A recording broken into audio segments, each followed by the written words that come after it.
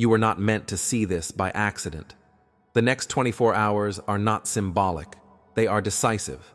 What unlocks now will either restore your money flow or quietly seal it shut for months, maybe years. Most people will scroll past this moment. They'll call it just another video. And tomorrow, nothing will change for them. But if you're here, it's because the cycle is breaking. Something that was delayed, blocked, or taken from you is pushing to return. Fast. Miss this window, and the universe will move on without waiting. Stay. Watch closely. Because what happens next does not repeat. No one ever tells you when a cycle ends. There is no announcement, no sound, no warning written across the sky. A cycle never ends loudly. It ends quietly, slipping past those who are distracted, comfortable, or afraid to look too closely at their own patterns. And that is why most people don't realize what happened until months, sometimes years, later, when they look back and say, that was the moment everything could have changed. Money works the same way. Most people believe money leaves slowly. They tell themselves stories about bad luck, bad timing, unfair systems, or other people getting advantages they didn't. These explanations are comforting because they remove responsibility. They make loss feel random, accidental, out of your control. But the truth is far more unsettling. Money doesn't disappear. It stops responding. And it stops responding when you're no longer aligned with the moment that could carry it to you. There are specific points in time when reality becomes flexible, when patterns loosen, when the invisible rules that normally govern effort, reward, delay, and resistance briefly soften. These moments are not mystical fantasies. They are structural shifts, energetic thresholds, windows where cause and effect accelerate. They don't last long, and they almost never announce themselves in a way that feels safe. The next 24 hours are one of those windows, not because of luck, not because you deserve it, not because the universe suddenly feels generous, but because something old is expiring. Every financial struggle has a hidden architecture beneath it, a structure built from repeated hesitation, inherited beliefs about scarcity, emotional memories tied to loss, and small decisions you once made to protect yourself. Over time, these elements form a closed loop. You try, you wait, you hope, nothing changes. Eventually, the loop convinces you that this is just how life works. But loops are unstable systems. They require constant reinforcement. And when reinforcement weakens, when belief cracks, when awareness sharpens, when patience finally runs out, the loop destabilizes. That destabilization is what you're feeling now. Look back carefully at your life. There is almost certainly a moment, maybe several, when you were close to a financial breakthrough. Not a fantasy. A real opportunity, a conversation, a decision, a risk you considered and delayed. Something interrupted it. Doubt, fear, logic, someone else's opinion, the voice that said, not yet. That wasn't failure. That was timing missed by hesitation. And here's the part few people understand.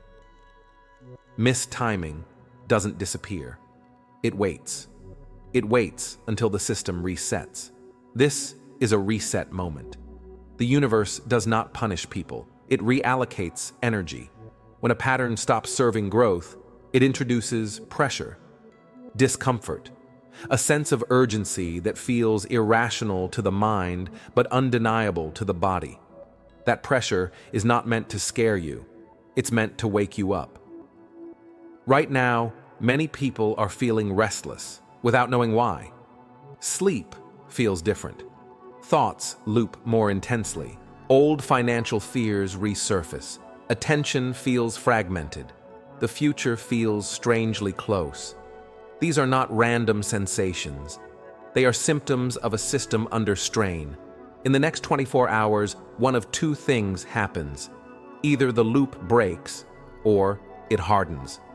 This is where most people misunderstand manifestation, intention, and desire. Wanting more money does nothing. Visualizing abundance without movement does nothing. Even effort, when applied at the wrong moment, produces very little. But timing? Timing multiplies everything. Right now, timing is unstable, volatile, open. Imagine a vault door that unlocks briefly, not because you earned it, not because someone chose you, but because the internal mechanism has reached a rotation point. The door opens whether you're ready or not. If you're present, you step through. If you hesitate, the door closes and seals tighter than before. That is why urgency feels uncomfortable. Your mind resists it. Your habits fight it. Your old identity argues against it. Those parts of you were built to survive the closed loop. They learned how to cope with delay, limitation, and disappointment. They are very good at keeping you safe. But safety is no longer the objective. Expansion is. There are people who will feel a sudden push today to watch closely, to listen differently, to commit, to choose, to act. And there are people who will feel an equally strong urge to dismiss, rationalize, or scroll away. Both reactions are signals. One leads forward. The other reinforces the loop. The universe does not chase anyone. It does not beg. It does not remind you twice. It opens a window, observes who notices, and moves on. That is not cruelty. That is efficiency. Right now, you are standing inside a narrowing corridor of time. What you do next may feel insignificant, a decision, a realization, a shift in attention. But insignificance is an illusion created by scale. Small choices at the right moment echo louder than massive effort at the wrong one. When money begins to move again, it does not arrive gently. It rushes toward wherever resistance has collapsed, toward wherever clarity replaced hesitation. And that collapse does not begin with action. It begins with recognition. Recognition that this moment is not normal. Recognition that delay has a cost. Recognition that cycles do not wait for certainty. The window is open, and it does not care how ready you feel. Here is the part almost no one wants to confront, because it dismantles the story you've been told your entire life. Money is not blocked by lack of effort. It is not blocked by lack of intelligence. It is not even blocked by external circumstances, no matter how convincing they look. Money is blocked by internal permission. Most people believe money is something you chase, something you earn through exhaustion, sacrifice, or constant proving. That belief alone keeps them trapped in a reactive position, always responding, never directing. Because money does not respond to force. It responds to alignment. And alignment is not positive thinking. It is not motivation. It is not pretending to feel abundant. Alignment is agreement. An unspoken agreement between who you believe you are, what you unconsciously expect from life, and what you secretly think you're allowed to receive without punishment. This is where the invisible hand appears. From the outside, it looks like coincidence. Bad timing. A missed email. A deal that almost worked.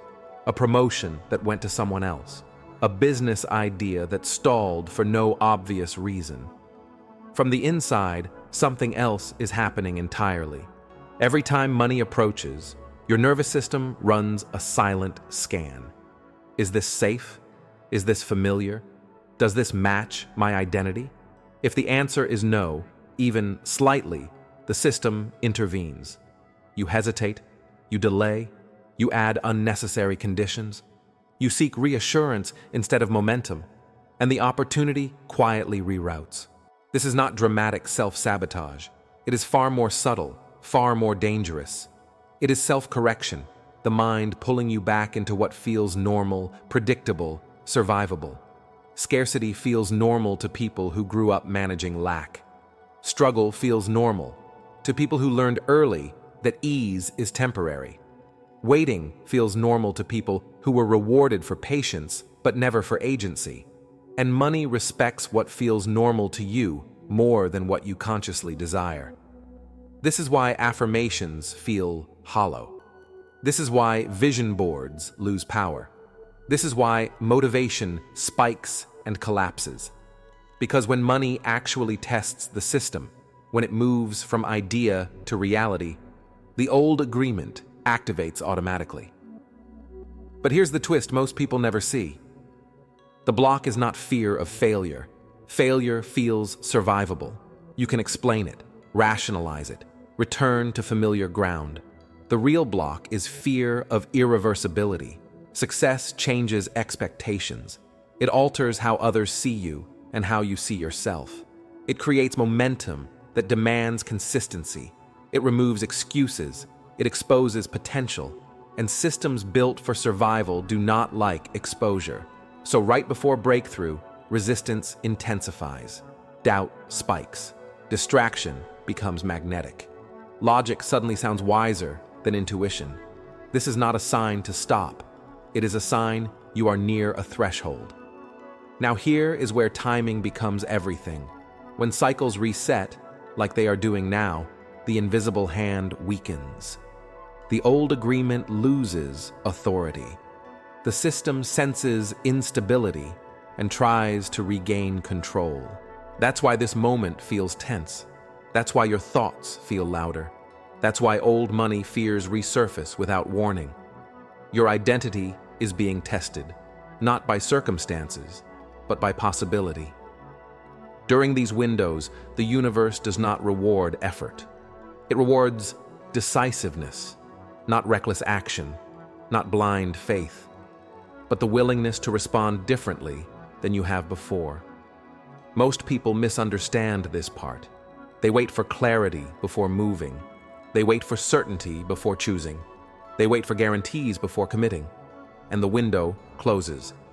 Because clarity comes after alignment, not before it. Think of this moment as standing on unstable ground. The rules you relied on no longer fully apply, but the new ones haven't solidified yet. This instability is not chaos. It is plasticity. Reality becomes more responsive. Outcomes accelerate. Small shifts produce disproportionate results, but only for those who can stay conscious inside discomfort. The invisible hand weakens when you stop negotiating with fear, when you choose presence over reassurance, when you act without waiting for permission, when you recognize that hesitation is not wisdom, it is habit. Most people will not do this. They will tell themselves, "I'll think about it. I'll wait until things are clearer." Now isn't the right time. And in saying that, they reinforce the old agreement. The hand tightens again. The loop stabilizes. The opportunity evaporates. Not because they were unlucky, but because they chose familiarity over alignment. Right now, the invisible hand is loosening. Not forever, not gently, briefly. You can feel it in the pressure, in the sense that waiting feels heavier than moving, in the quiet awareness that something is converging and will not repeat in the same way again. This is not about belief. It is about response.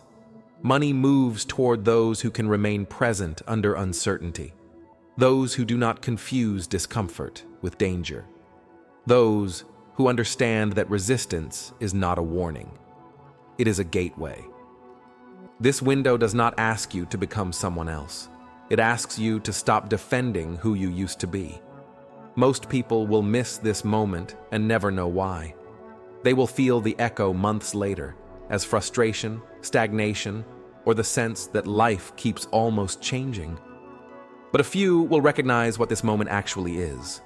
Not a promise, not a manifestation trick, not a guarantee, a test of alignment.